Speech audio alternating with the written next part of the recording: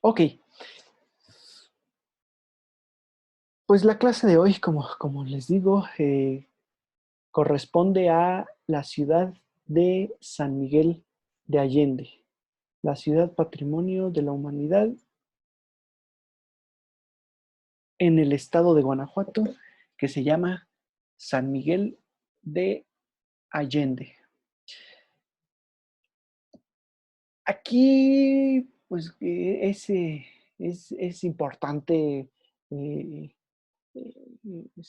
pues sí, bueno, sí es importante saber, pero sobre todo dar por hecho que la mayoría de ustedes conoce San Miguel de Allende. ¿Y por qué digo que sí lo doy por hecho? Porque al final yo creo que San Miguel se ha vuelto una ciudad muy icónica para México, para el turismo en México en los últimos años, ¿no? Por su belleza, por su arquitectura, por su tranquilidad, por su ritmo de vida, por su ubicación incluso, por eh, por sus elementos históricos, ¿no? También yo creo que por eso destaca la misma San Miguel de Allende. Cabe decir que San Miguel de Allende, recuerden ustedes, en su momento fue Pueblo Mágico. San Miguel de Allende se convirtió en pueblo mágico en en el 2002, si mal no recuerdo, y y, y bueno, posteriormente, cuando ya viene el nombramiento de Patrimonio Cultural de la Humanidad, se le quita la categoría de pueblo mágico. No es un castigo, al final de cuentas, en este caso, quitarle la categoría de pueblo mágico, sino es una solución para que al final, como ya está nombrada Patrimonio Cultural de la Humanidad, pues mantenga como tal ese nombramiento y entonces la conservación sea en función de su aspecto patrimonial. Esto es importantísimo verlo y bueno, para algunos que toman la clase de pueblos mágicos o los que la han tomado, que espero que hayan sido muchos, pues acuérdense justamente que en la dinámica de los pueblos mágicos sí importa conservar, sí importa, por supuesto, pues tener la mejor dinámica, ¿no? De conservación y de aspecto, pero no es la finalidad última. Acuérdense que la finalidad última perdón, la finalidad última de los pueblos mágicos es su divulgación turística, ¿no? Su difusión turística. En ese sentido, si tenemos un edificio que está medio destruido, pues lo importante es mantenerlo y reconstruirlo. ¿Para qué? Para que el turismo tenga ese espacio muy adaptado y tenga ese espacio para visitar, ¿no? Entonces, eso por un lado, insisto, por la parte de los pueblos mágicos. En este caso, en el aspecto de conservación del patrimonio cultural de la humanidad, lo que importa es justamente la conservación patrimonial y aquí pues ya se van alineando a las distintas tendencias que van habiendo, ¿no? Si hoy en día la tendencia es conservar tal como se encontró, pues entonces ya no se le da una restauración, sino se le da una consolidación a cierto edificio, por decirlo así.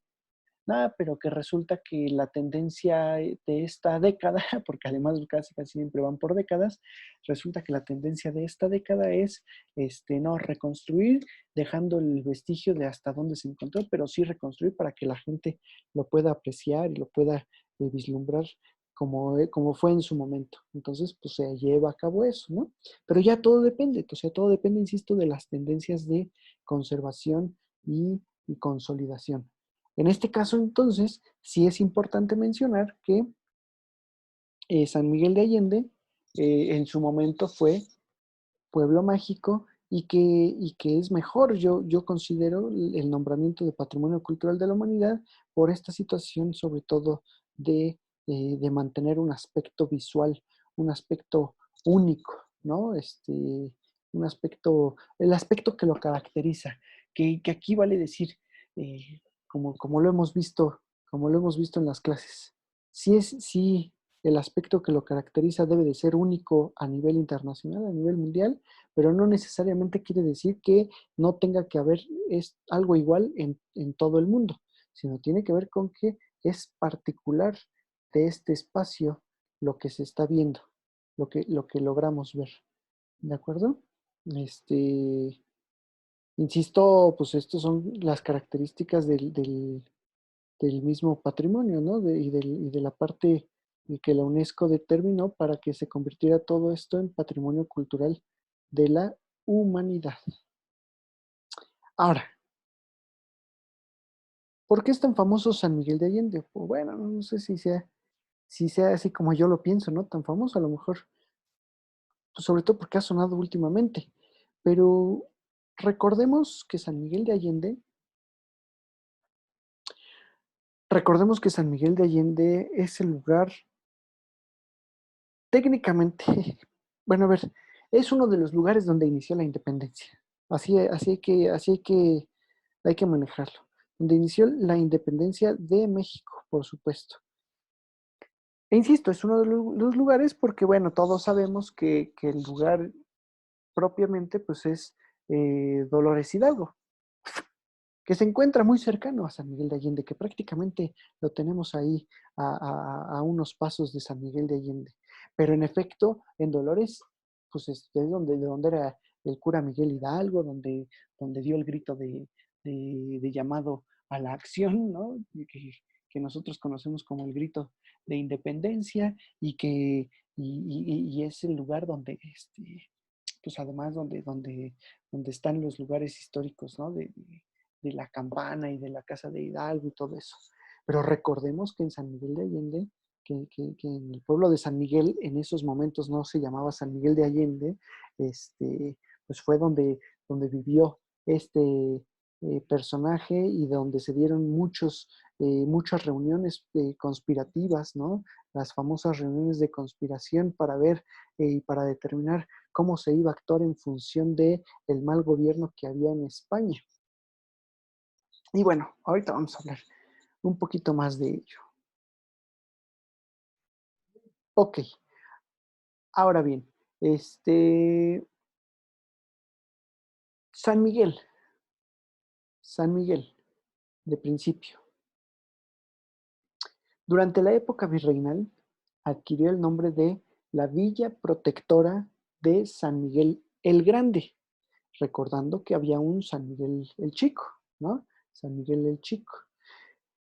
En su momento, bueno, no en su momento, incluso pues, todavía en la actualidad, pensando en que el camino no ha dejado de existir, en la actualidad sigue siendo parte del camino real de tierra adentro. Y no ha dejado de existir el camino de manera histórica, o sea, todavía culturalmente hablando, turísticamente hablando, patrimonialmente hablando, incluso, porque es patrimonio cultural de la humanidad, el camino real de tierra adentro sigue existiendo y entonces la villa de San Miguel, la villa protectora de San Miguel el Grande, sigue siendo parte del camino real de tierra adentro. En su momento también fue una de las villas más productivas de la Nueva España, entendiendo la categoría de villa, entendiendo aquí también el aspecto de la categoría de villa de San Miguel. ¿De acuerdo? Como bien mencionamos, pues fue cuna de la independencia de México, o bueno, cuna de la conspiración de 1810 y de algunos de los héroes nacionales que actualmente son reconocidos. ¿De acuerdo? Ahora, el aspecto que mantiene San Miguel de Allende, para que quede claro, el aspecto que mantiene San Miguel de Allende es una combinación, perdón, entre el aspecto virreinal barroco de cuando fue villa y el aspecto neoclasicista, el aspecto neoclásico, sobre todo del periodo de independencia, del periodo, perdón, independiente, ¿no? Cuando ya es México independiente todo esto. Y entonces, pues al final de cuentas, también aquí vamos a tener muchas estructuras descubiertas incluso, ¿no? Por artistas extranjeros que fueron llegando a México, que fueron llegando a San Miguel. Quien piense que esto es nuevo, no conoce México y ha vivido siempre en el México, que es Narnia. Espérame Importante tantito entender porque que en se México que activó el siempre micrófono de alguien de salud, que siempre ha estamos tenido escuchando la tele. carencias Ahí está, ya está. con estos, Ahí está. estos retos y con estos desafíos, han Ok, perdón, es que me distrajo un poco el teléfono. Les decía entonces que, pues que todas estas estructuras arquitectónicas y de paisajes, ¿no? Porque al final la arquitectura justamente en la mayoría de los pueblos y ciudades que hemos visto y que tenemos en el mundo, no nada más en México, en el mundo, pues siempre serán únicas en combinación con el mismo paisaje que las rodea, ¿no? Con las montañas, con el bosque, con la selva, el desierto, con la playa. Y esto atrajo mucho a muchos artistas extranjeros o a muchos, digo, a ver, vamos a ponerlo aquí así, a muchos artistas extranjeros, pero también a muchos extranjeros que encontraron en San Miguel un espacio de retiro y que aquí en San Miguel prácticamente se convirtieron en artistas porque pues es lo que lo que hacen muchas veces en el retiro, ¿no? O sea, empezar a descubrir nuevas técnicas de relajación, técnicas de meditación y una de ellas pues incluso es el arte mismo, ¿no? Este, introducirse en el arte para tranquilizar el alma y tranquilizar el cuerpo mismo, ¿de acuerdo? Entonces, pues aquí justamente, aquí incluso San Miguel de Allende atrajo a grandes artistas, digo, aquí sí, como les digo, sí gente retirada, pero también muchos artistas, ¿no? Como David Alfaro Siqueiros, que pues que bueno, pues es importante porque al promocionarlo tanto, David Alfaro Siqueiros, al promocionar tanto San Miguel, provoca también la llegada digo, a ver, no es que lo promociones, al pintarlo, al dibujarlo, al llevar a cabo arte, provoca que arriben también muchos extranjeros aquí, ¿de acuerdo? San Miguel de Allende.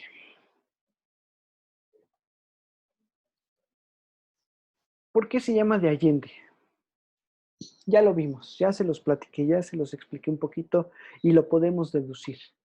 Ignacio Allende, este personaje ilustre, icónico de la independencia de México, del cual ahorita hablamos, simplemente es para que se acuerden más, ¿no? Para que lo tengan claro.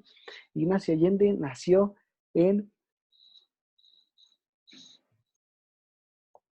la casona, perdón, en la casona que se encontrará en la plaza principal en la villa de San Miguel. ¿De acuerdo? Entonces, cuando todos estos lugares, todos estos pueblos, todas estas ciudades adquieren el título de, adquieren el título de ya digamos, el título oficial y se les empieza a dar un nombre o se les empieza a dar una, se les comienza a dar, digamos, un apellido, vamos a llamarle así, pues cada uno adquiere el apellido de algún personaje ilustre que haya vivido, que haya nacido o que haya hecho algo en ese lugar. En este caso, Allende, ¿no?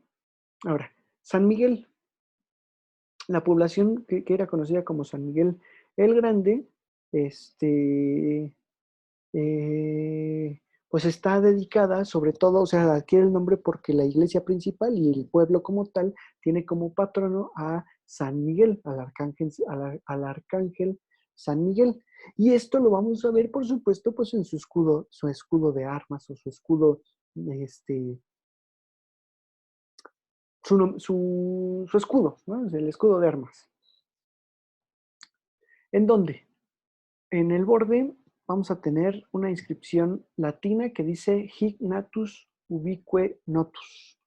Hic natus ubique o ubique es ubique porque tiene, se escribe con diéresis, ubique notus, que significa aquí nacido y en todas partes conocido.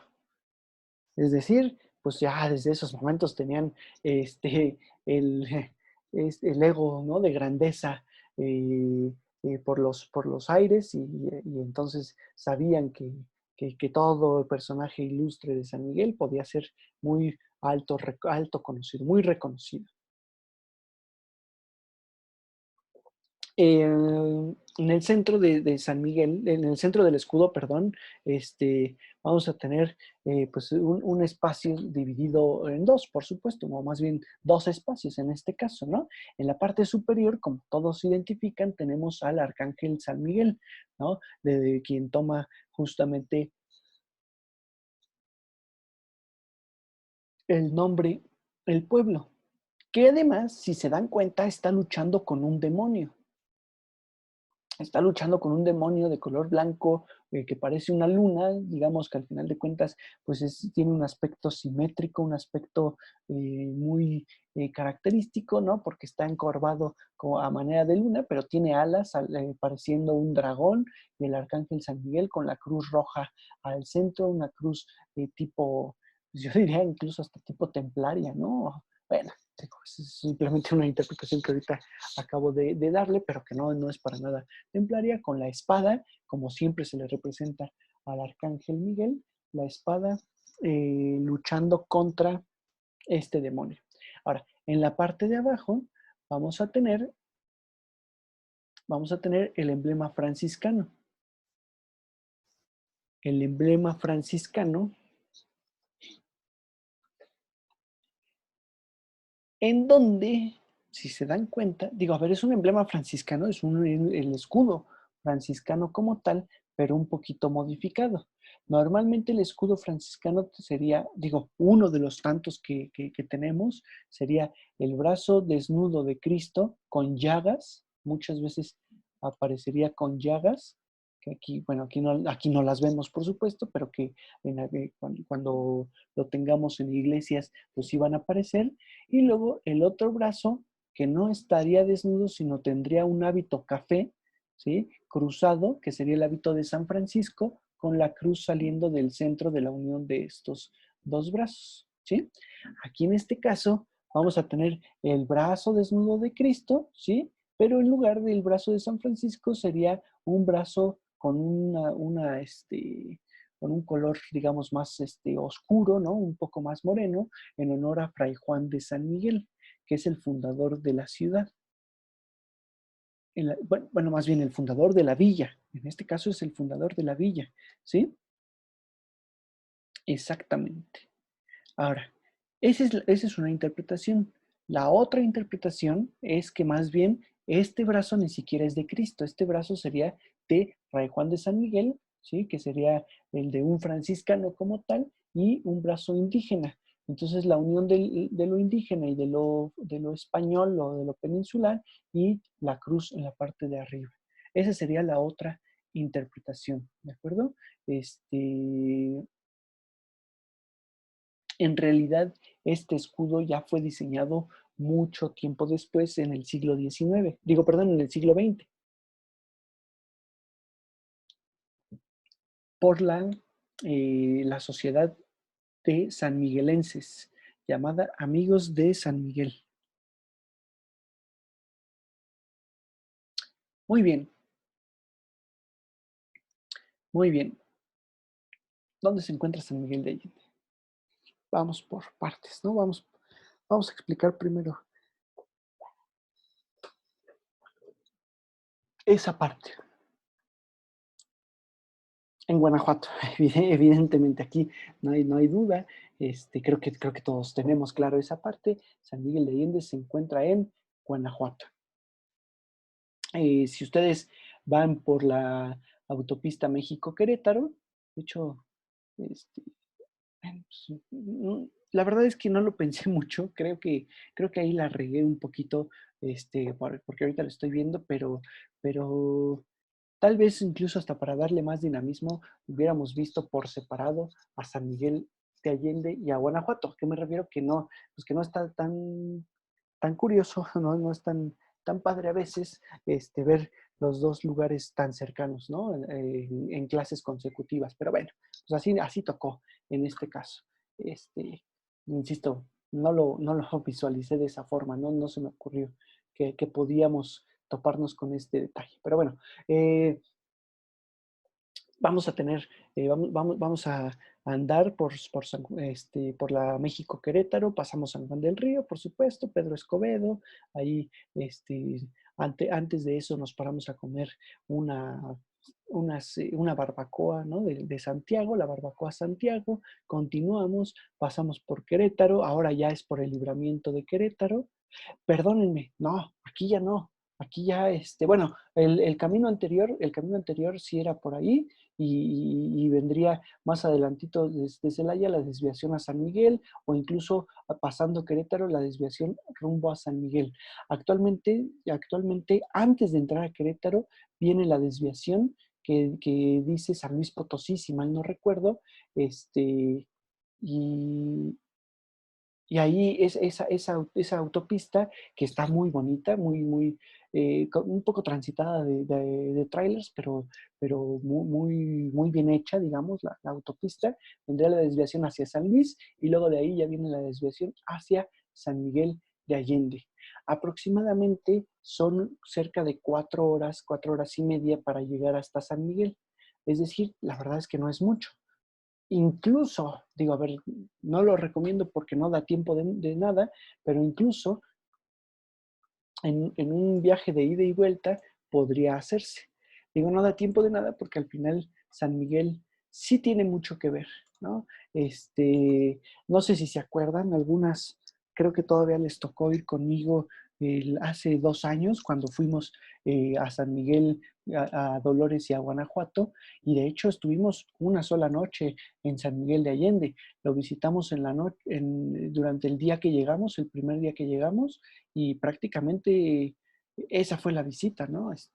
De San Miguel, digo, porque vimos lo más básico, pero pudimos haber visto todavía más, ¿de acuerdo? Por eso el próximo viaje que hagamos hacia allá va a ser de 5 o hasta 6 días, para tener tiempos para visitar todo esto. Bueno, ok.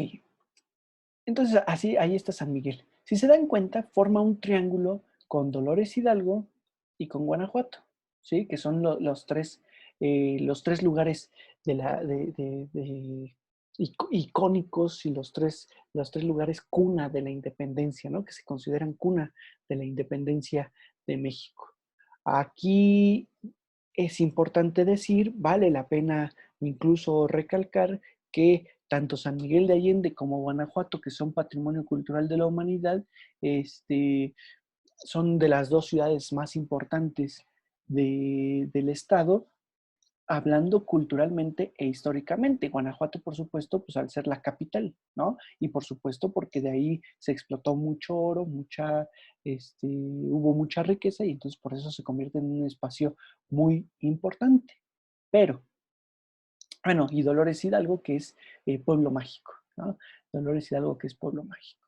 Ahora, aquí el detalle es, si ustedes ven este mapa, digo, seguramente lo saben, pero pues nada más se los recalco por las que no sepan. Si ustedes ven el mapa, las nomenclaturas generalmente, a ver, lo voy a poner de esta forma. Un mapa nunca es objetivo.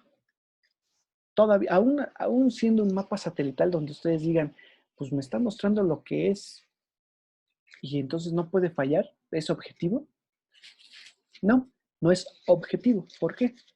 Porque al final de cuentas, de principio Google pues tiene poder sobre esto y entonces puede modificar, puede un poquito borrar, ¿no? Poner borrosos algunos espacios, sobre todo las bases militares de muchos países, incluyendo las de México. Las bases militares de México no aparecen con toda la mejor resolución en el mapa y entonces ahí ya está perdiendo la objetividad. Y luego, por otro lado, pues al final de cuentas está determinando de acuerdo al número de población y de acuerdo a la importancia de la industria, la importancia de las ciudades. Y esto lo vemos por las negritas en los nombres. Si se dan cuenta, entre más negrito es el nombre, se supone que es una ciudad más grande o más importante. Entre menos negrita, o sea, vean, el tamaño de la tipografía, el tamaño de la letra cambia, la intensidad del negro cambia también en la letra, ¿sí? En estas ciudades que son ciudades, pero que al final no son tan importantes como León, en este caso. Fíjense, Querétaro está al mismo nivel que San Miguel y que Guanajuato y que Dolores. Pero fíjense, San José Iturbide, acá Mojoneras, Mineral de Pozos, todavía es más chico que estos tres, o sea, es menos importante todavía. Ahí está dándole importancia. Entonces, ¿qué quiero decir con esto? O sea, ¿por qué les hago hincapié en esto? Porque resulta que, aunque Guanajuato, San Miguel y Dolores son de las más importantes hablando culturalmente e históricamente, León, por la industria que tiene, es todavía más relevante, más importante en el estado de Guanajuato. ¿De acuerdo? Prácticamente León podría ser la capital de Guanajuato. Bueno, pues eso ni simplemente como detalle. Ahora, ¿qué podemos ver también en estos mapas? Pues evidentemente la parte que siempre me gusta, que hacer hincapié para entender el devenir y el proceso que siguió en la villa de San Miguel, que después se convirtió en pueblo y luego en ciudad, ¿no? Bueno, ciudad ya se había convertido, pero que se convirtió como tal en pueblo mágico y posteriormente en ciudad patrimonio de la humanidad, ¿sí? Tiene que ver mucho con la parte agrícola o con la parte, pues, la parte del alimento, ¿no? Mismo que vamos a tener ahí. Si se dan cuenta, si se dan cuenta, eh, vamos a tener una zona semiárida, mucho amarillo, muchas zonas amarillas, pero también muchas zonas verdosas, con mucha vegetación. No por nada, como ya lo hemos dicho, el Bajío, que es toda esta zona, se le llama el, eh, el granero de México, ¿no? Y pues insisto, tiene que ver con esta parte, tiene que ver con la, lo agrícola, con la cuestión agrícola, y muy sobresaliente aquí en esta región. Ahora, en cuestión de relieve, pues también entendamos. Guanajuato dijimos que era un centro minero, y es curioso porque están cercanos, pero a su vez son un poco distintos, son algo distintos. Guanajuato, este centro minero, ¿sí? Que está en estas montañas, ¿sí? En el inicio, en el arranque de estas montañas y que tiene toda una explotación de montaña, justamente por aquí, de mina, perdón, y de plata, en este caso, y oro. Sin embargo, San Miguel, más allá de que tiene ciertas, está en un espacio de colinas, ¿no? Y ciertas elevaciones a los alrededores y todo ello, pues ya se encuentra en una parte un poco más plana, un poquito más plana, y entonces no hay explotación minera en esta zona, sino más bien es una explotación agrícola. Esa va a ser la relevancia de la villa de San Miguel, sobre todo la ubicación geográfica en la que se encuentra esto.